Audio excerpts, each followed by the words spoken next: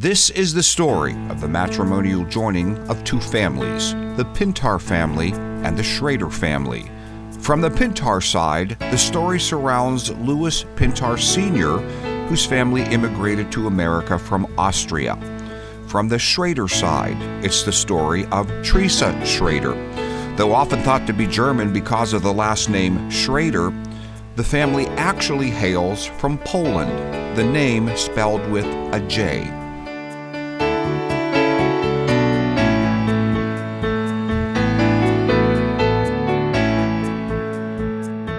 Theresa and Louis met during the years surrounding difficult times in America. Many faced unsurmountable financial challenges, and as it was during those times, the age of death was much lower than in the 21st century. Both Theresa and Louis shared these challenges. Foremost, both of their mothers died while both were still very young, leaving their fathers with the challenge of raising a family single-handedly.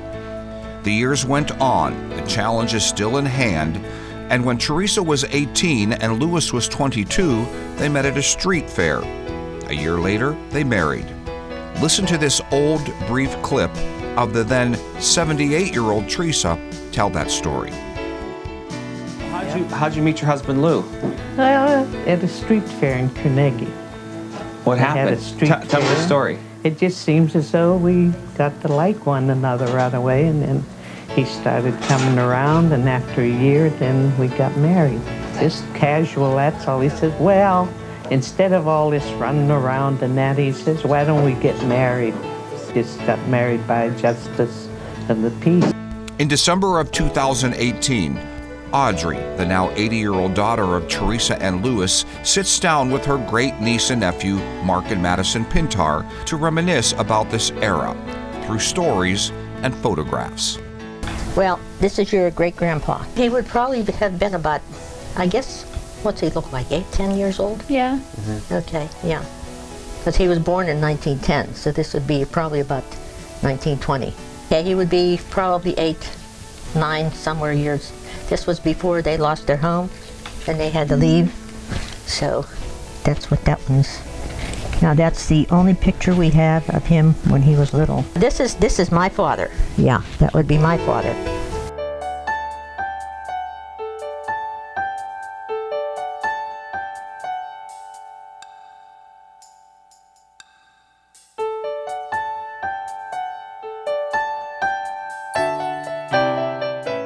Since we're going that way, I'll get the next one of him. Now this one here. This is him again in Ohio. That's when he's older. Yeah, they did go back to Ohio after a while.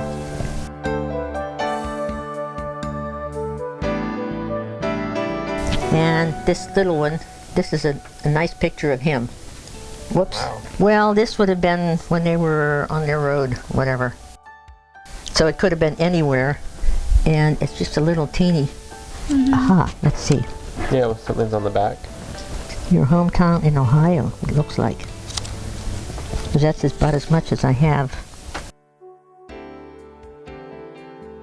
Okay, we're ready for Mom's family now. Okay, now this one is the whole Schrader family. Okay, now the one in the middle that has the concertina, that's Uncle Eddie. That was Edmund Schrader. And behind him, the little boy behind him was his next brother, that would be Uncle Brownie.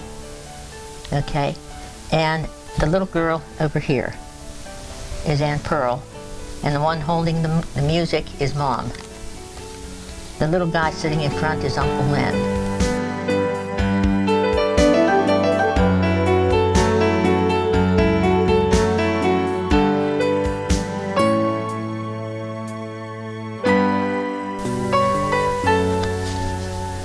Uncle Len, their Mom's mother died when after Uncle Len was born. So this is the family, and that's Mom had to kind of quit school and take care of all the kids. Wow. Now there was another sister that was Aunt Josie, but she was behind Uncle. Oh. Uncle Eddie. She came after. No, she was before Uncle Eddie. But she decided to go and get married rather than take care of the family, so she left. Oh. So that was one of 6. This is only 5 of them.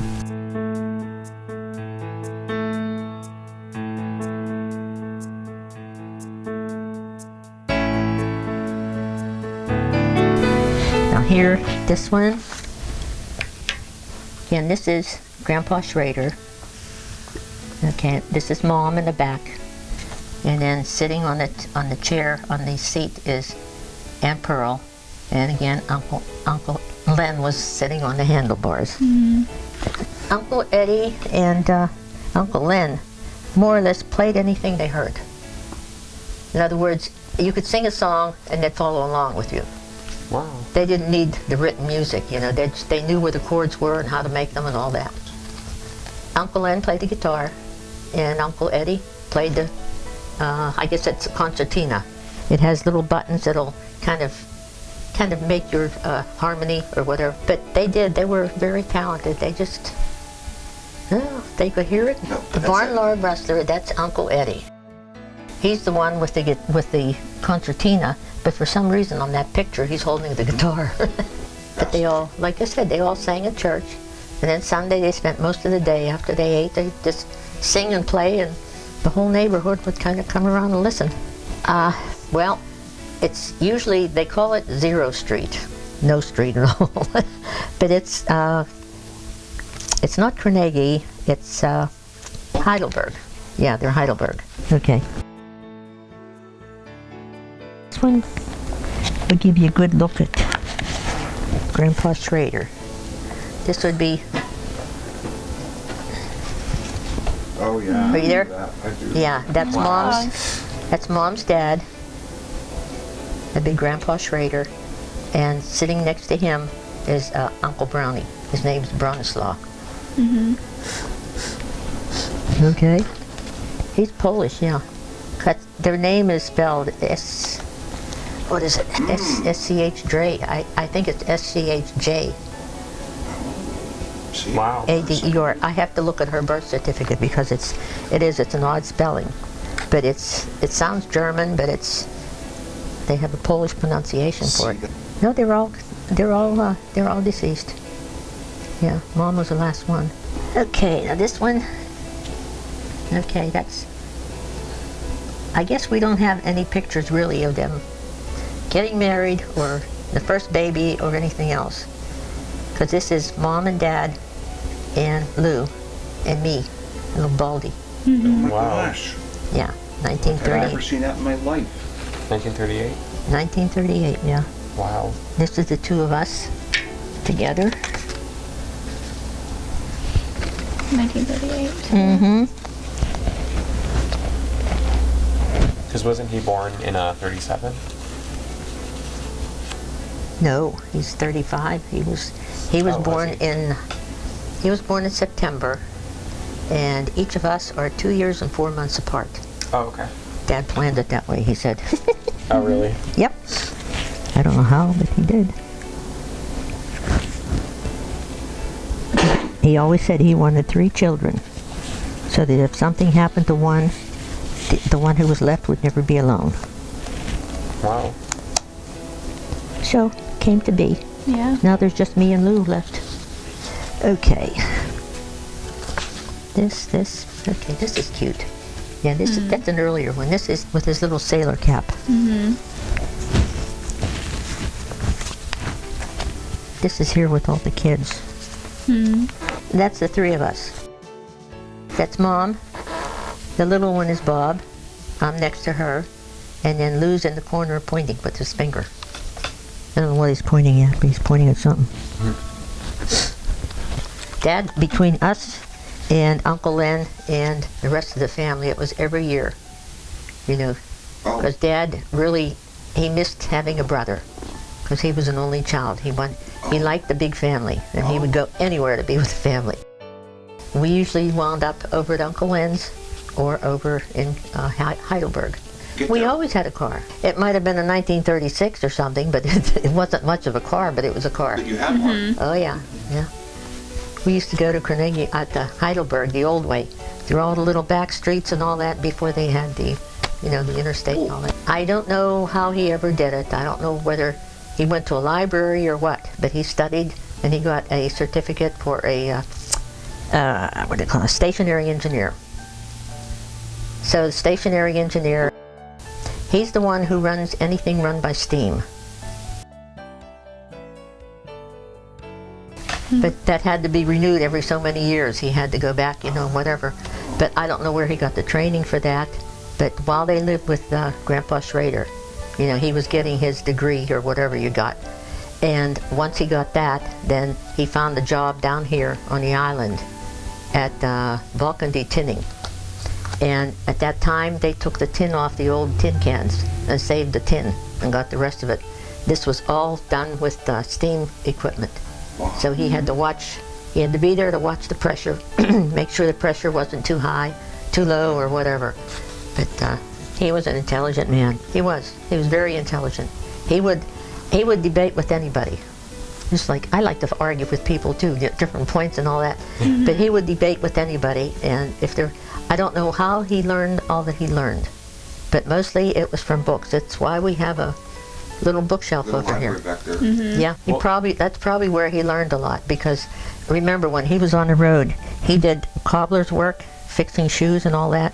He did work with furniture in the furniture factory and all this stuff everywhere. He could find an odd job at that. He learned a job and he come home, and that's where he used a lot of it. Okay, now this is Lou picking, they're not crab apples, persimmons or something off of that tree, whatever it was. Some kind of an apple. It was a very sour apple, whatever it was. Lou as a grandpa. Yeah. Yes. Yeah, that's your grandpa. Okay, and this one is Grandpa. This is my dad, and me on the floor, and Lou pointing again. Wow. Is that your house? No, this is probably that yellow house I was talking about, the back way. Or maybe that's a church. Yeah, it might be a church. It could be the church, because I see that funny step. All right. Okay. And that's me at the same tree picking sour apples. Wow. And I don't know if you want that one or not. You can have that one. Yeah, that would be Lou and me and little Bobby. Little chubby. He's a chubby little baby. Okay. That's my brother Lou in his little sailor outfit. He's a cute little guy. Back. Okay, we're gonna have to go to the other album now. This one? Yeah, the big brown one. Yeah. That's the three. Louis in the back with his daddy's tie on. His dad only had one tie. He had to wear it. Wow. Wow. And this is the family. Oh, that's a very clear picture. Yep. Okay. Okay. Now this would all be of Lou at the farm. Whose farm? I have no idea. I don't know. But there's me and Lou, and this is little Bobby picking up the leaves. There's Mom by the tree. Oh, here's our car, Barry. Oh yeah. You wanted to see if we had a car. There it is. Yep. Oh, is that it? Yep. That's our panel truck. We used to have a mattress in the back for the three kids. Wow. You didn't have to wear seat belts then. We just played wherever we went. We played on the mattress. Okay, now I don't know if, let's see. This was our neighborhood up on Stowe Avenue. We lived up there. Yeah, we lived up there for a while. So this is little Bobby. That's me, and this is Lou. Okay, and here's Dad again. Okay, and this is Lou. Okay. And this is Uncle Len. And these are my cousins. That's Leonard Jr. and his brother Okay, and then this is Dad with the 3 kids. And this one here, that's the only picture we have of the one. Remember I told you the one Aunt Josie, who took off and got married. She was not one of. That's one of the 6 kids. That's the only picture we have of her. She got married and moved to Michigan. This was during the war. They had a canteen, where they would take care of the soldiers and entertain the soldiers and all this, and they can get their beer and whatever else. She worked at the canteen, and she met the one fellow from Michigan, and she married him and went to Michigan. Well, she didn't want it. How would you feel if you had to take care of 6 kids or 5 kids? But they had to take care of the house, do the washing and all that kind of stuff. And I think we told you how after wash day, they had to hurry up and clean up the tub because they made Grandpa Schrader's beer for the week. They made his beer for the week. Yes, they used to make they had to wash it. That's what Ma'am said. They had to have the hops, and they had to have she said they loved the taste of the, don't laugh. They had to make his beer. Wow. They had to hurry up and finish the wash so that they can clean the tub and make his beer. They had the hops, and they had the yeast and all this kind of stuff. And she used to tell us, after they made the beer and all that, she said the best stuff was the yeast that was on the bottom. The yeast that was on the bottom. The kids used to take that with their finger, and they loved the yeast. Okay. I never knew there was such a thing, let alone that our family did it. What? I guess. Kids, get in there and make me some beer in that bathtub. Well, they had to hurry up and wash the clothes so that he could use, because they didn't have any more than one tub. Whatever. Yeah, that was Uncle Len. They all wanted to. Mom said the one neighbor lived across the way, and she wanted to adopt Uncle Len. And Grandpa Schrader said no. He said the family stays together. So. Oh yes. Yeah. That's what Mom said. She asked a couple times. She wanted to adopt Uncle Len because he was such a little baby and he needed so much work and taking care of and all that. Grandpa Schrader, very tall, big built. Yeah. Information. He had a booming voice. He had a big, deep voice. But he could sing. Because for me, when we would go to visit and all this, to me, he looked like he would almost touch the ceiling.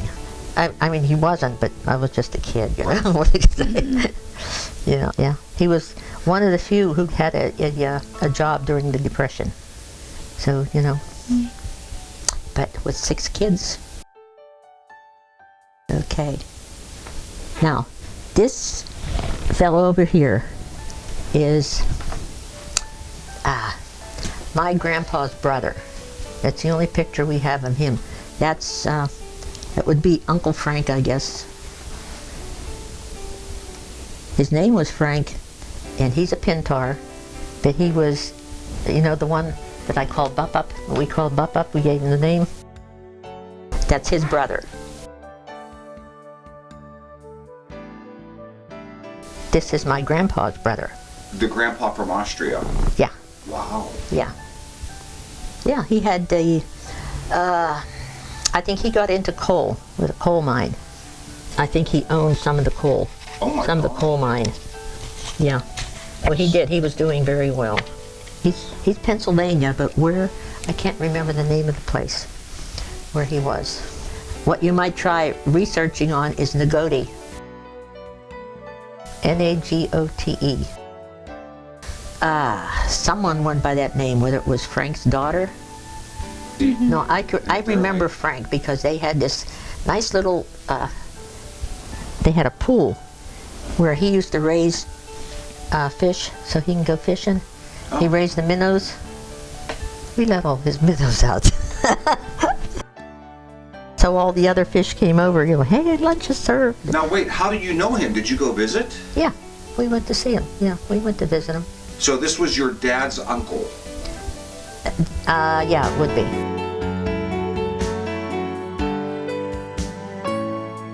Okay. Now, this is Bob. Yeah. Different. That's Uncle Bob. Very different. Yeah, there he is again. That's me. You're such a cute kid. Yeah. Yeah, there's your dad again.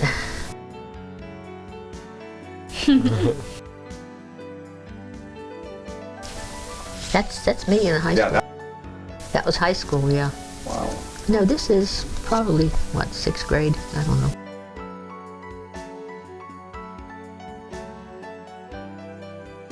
Okay, now these are the ones with Dad building the house.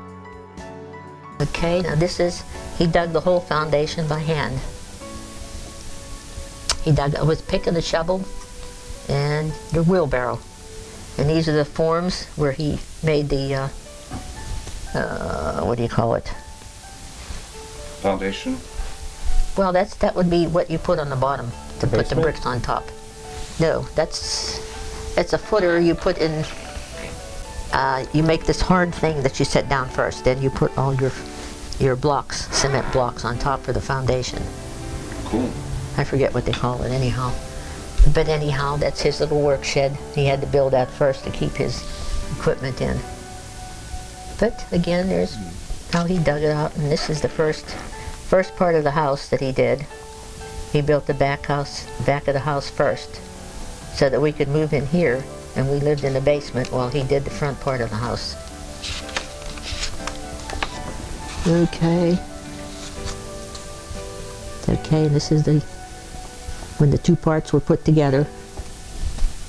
And there again, there's Lou, and there's me, and there's little Bob, and there's Mom.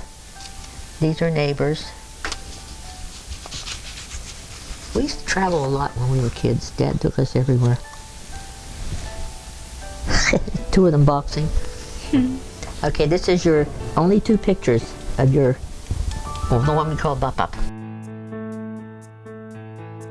Right, he would not let you take his picture. There, here he is. He's got his back to you. He won't let you take his picture.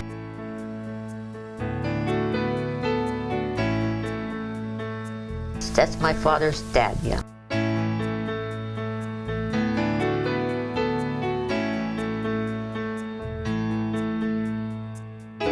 He would not let you take his picture. Well, another thing, once they took his house, he would never sign anything again. Wow. Yep, never. Because the tax man cometh and took the house. Yep. And he would just never sign anything. Took the house and their savings account and everything they had, so he would never sign his name again. He was Jacob. Well, like I said, we used to go everywhere. These are us and the neighbors.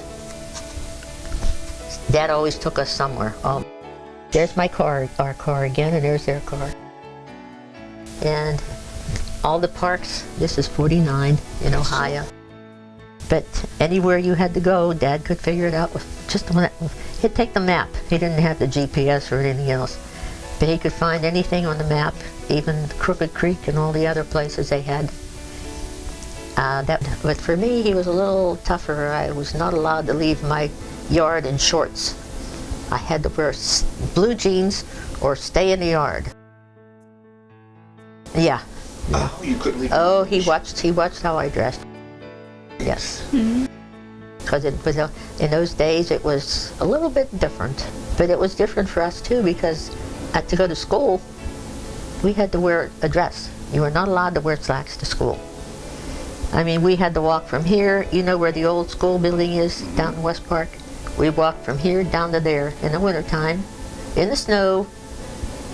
You couldn't wear slacks. If you did, you took them off when you walked in the door. We had no place to put the slacks if we did wear them. We had no place to put our boots.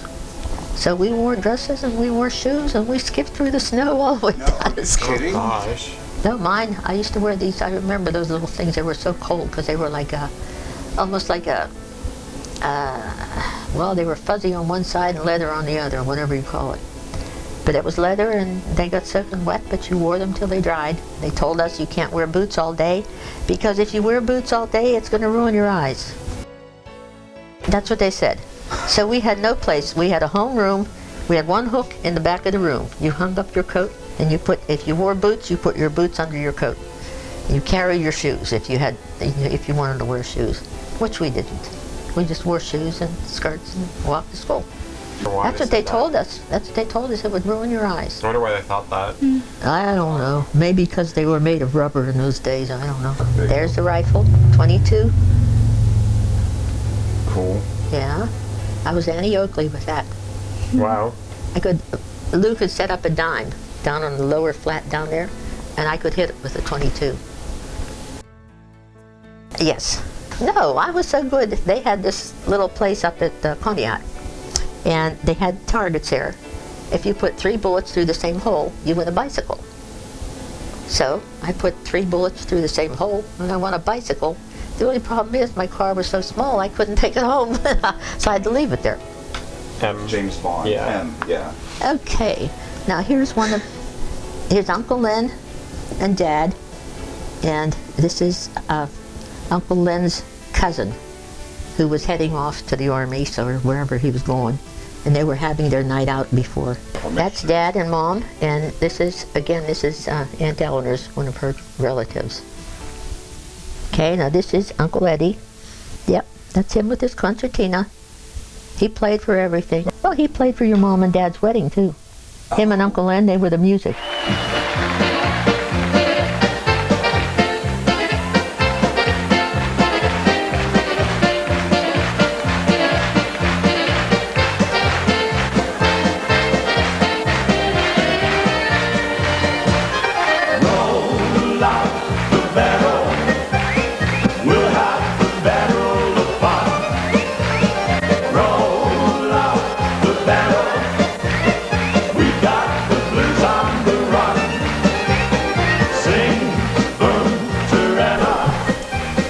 Here's the trio up here. I don't know if you can... I don't know if you can catch that or not. It's pretty light. Okay, now here again. This is Uncle Eddie. And this is Uncle Len. This is all neighbors here. And there's me and my graduation, whatever. Aha. This is Uncle Brownie with his banjo.